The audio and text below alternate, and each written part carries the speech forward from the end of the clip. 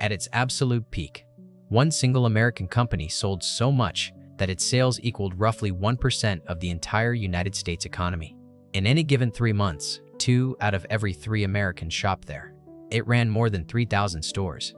Its catalog was so complete you could literally order a house from it, shipped to you in pieces by rail. That company was Sears. And it was just one of dozens of mighty department stores that ruled American life.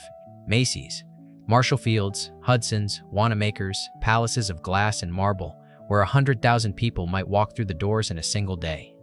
And today, Sears is down to a handful of stores, surrounded by empty parking lots and brown-stained floors.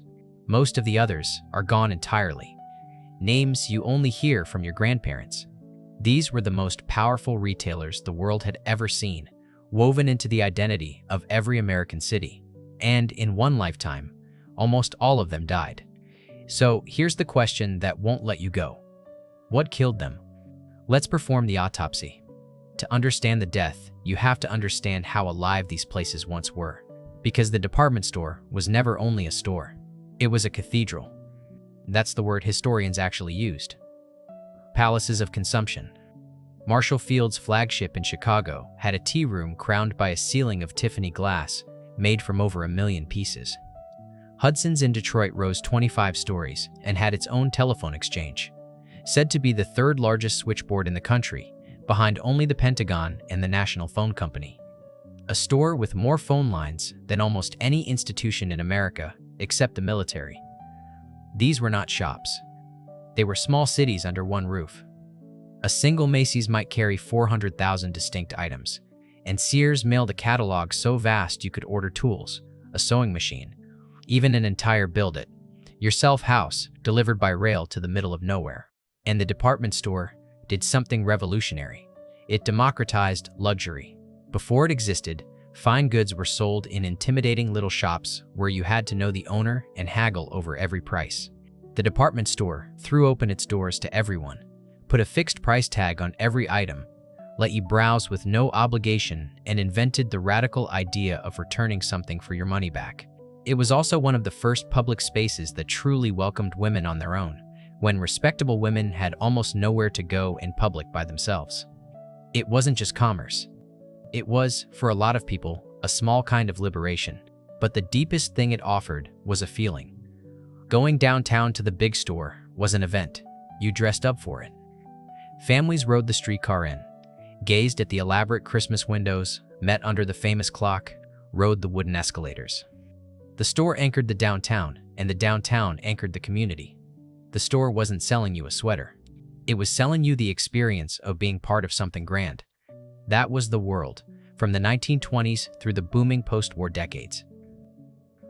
The department store sat at the dead center of American commercial life, seemingly invincible, a fixture as solid as the courthouse or the church. So how does something that powerful, that beloved, end up as a brown-stained ruin with one car in the parking lot? The autopsy begins with the first crack, and, strangely, that crack looked at first like the greatest triumph of all. The first crack appeared in the 1950s, and nobody recognized it as a wound. They saw it as the future.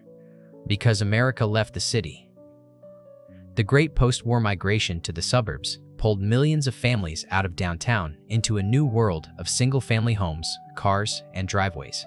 And the department stores, sitting in their grand downtown palaces, suddenly had a problem. Their customers had moved away. So the stores chased them, using a brand new invention, the enclosed shopping mall. The very first, Southdale, near Minneapolis, opened in 1956, explicitly designed as a new town square for the suburbs. The mall was built around a simple idea that came to be called the anchor model. You'd plant 1 or 2 big department stores at the ends as anchors. These giants would draw the crowds, and the flood of shoppers walking between them would pass dozens of smaller shops who paid rent for the privilege of catching that foot traffic. It worked beautifully. By the mid-1970s, more than 1,000 enclosed malls had been built, nearly all following the same anchor formula. The department store had escaped the dying downtown and become king of the suburban mall. It looked like a brilliant adaptation, a wounded giant healing itself and growing stronger than ever. But here's the detail. hiding inside the triumph. To lure those big department stores in as anchors, mall developers gave them sweetheart deals, very low rent, sometimes almost free, locked in for decades, because the store's only job was to be the magnet. The entire economics of the American mall and the fate of thousands of small retailers was bet on one assumption, that the department store would always be the thing people came for. The whole structure balanced on that single pillar. So ask the question the developers never did. What happens to a building designed entirely around one magnet when that magnet stops attracting? What happens to the little shops that paid rent only because the anchor pulled in the crowds? The mall hadn't saved the department store. It had chained its own survival to it, and 1,000 small businesses with it. The first crack wasn't the suburbs. It was building an entire retail world on a single point of failure, and that point was about to fail.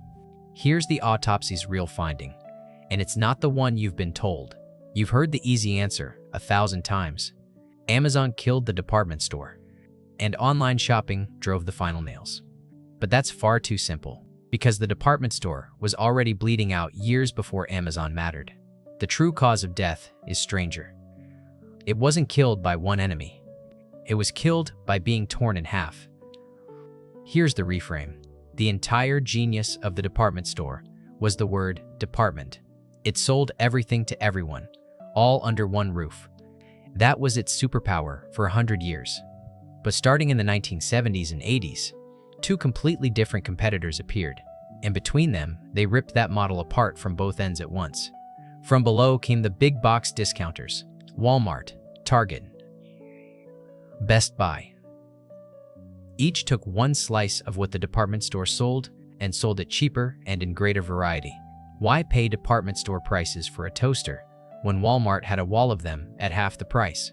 One by one, the discounters and specialty chains peeled off the most profitable categories. Appliances, electronics, toys, books, housewares, each captured by a competitor who did that one thing better and cheaper. The great strength, carrying a little of everything, became the fatal weakness, because for any single thing you wanted, there was now a store that carried far more of just that, for less. Being good at everything turned out to mean being the best at nothing. And from above came the opposite attack. Specialty fashion and luxury brands. The Gaps, the boutiques, the dedicated brand stores peeled off the customers who wanted style, identity, a curated experience. If you wanted to feel fashionable, you went to the brand's own store, not the anonymous clothing floor of a department store. Do you see what happened? The department store had always lived in the comfortable middle. Good enough selection, good enough prices, good enough quality for the great American middle class. But the market split in two. The bottom went to whoever was cheapest. The top went to whoever was most special. And the master of the middle was suddenly caught in a place that no longer existed. Just expensive enough to feel like a splurge. Just generic enough to feel like nothing special. It got squeezed to death from both directions, slowly, over decades, long before a single package ever shipped from Amazon. Then the internet arrived and didn't so much attack the department store as finish dividing it. Online, the split became absolute. Want it cheap? Want it special? Every niche brand on earth ships to your door. The internet was the perfect machine for a market that had already cleaved in two, and the great generalist had no side left to stand on. The corpse was already cold. The web just confirmed it. And there's one more twist, the kind that turns a sad decline into something darker. As the squeeze tightened, the wounded chains tried to survive by merging. Macy's absorbed dozens of beloved regional names, the Filene's, the Hecht's, the Marshall Fields that whole cities had grown up with, and rebranded them into the same generic red star. The local character that made these stores feel like home was erased to chase efficiency. And then many fell into the hands of financial owners, who saw them not as stores to revive, but as assets to strip. Sears is the brutal example. Under hedge fund control, it sold off its best brands and most valuable real estate, starved the stores of investment, and let them rot while extracting whatever value remained. The death wasn't only competition. At the end, the patient was being harvested for parts. So what did this death leave behind? And why should you care if you never set foot in a Marshall Fields? With the anchor gone, the entire logic of the mall collapsed. exactly as that first crack predicted. When a department store closes, the mall loses its magnet. Foot traffic craters, the small shops that depended on it can't survive, and the whole structure spirals. There's a name now for what's left: the dead mall. Thousands of them across America, vast empty concrete shells with weeds in the parking lot. The cathedrals of the suburbs turned into tombs. But the loss runs deeper than empty buildings, and this is where it reaches into your own life. We didn't just lose stores. We lost the commons. The department store and the mall it anchored were, for all their commercialism, real public gathering places, where a town came together, where teenagers met, where families spent a Saturday, where you bumped into people you knew. We replaced that shared stage with two things that are its opposite. The big box store on the highway, purely a transaction, in and out, no lingering. And the screen in your hand, where you shop alone, meeting no one. That's why your town might feel a little hollowed out, a little placeless, even if you can't name why. The downtown, the department store anchored, faded first. Then the mall that replaced it died too. What we have now is abundance. You access in total isolation. You can buy anything, instantly, from your couch. But you can't go anywhere to do it. The act of shopping, which used to pull a community together into one grand room, now pushes everyone apart into separate little screens. We traded the cathedral for the conveyor belt, and we barely noticed it was gone. So is the department store gone forever. Mostly, yes. A few survivors hang on, the strongest names clinging to the best locations, and a handful of dead malls are being torn down and reborn as apartments, parks, even town centers that, ironically, try to recreate the gathering place, feeling the malls killed in the first place. But the great age of the palace of consumption, the cathedral where a whole city came to see itself, is not coming back. Because the department store didn't die of old age, and it wasn't murdered by a single villain. It was torn apart, pulled in two directions at once, by a market that no longer wanted a comfortable middle, only the cheapest bottom and the most special top. The internet didn't start that wound. It just slipped neatly into a crack that had been splitting open for 50 years. So the next time you drive past a dead mall, or stand in the fluorescent hum of a big box store, or order something to your door without speaking to a soul, remember what used to stand in that space.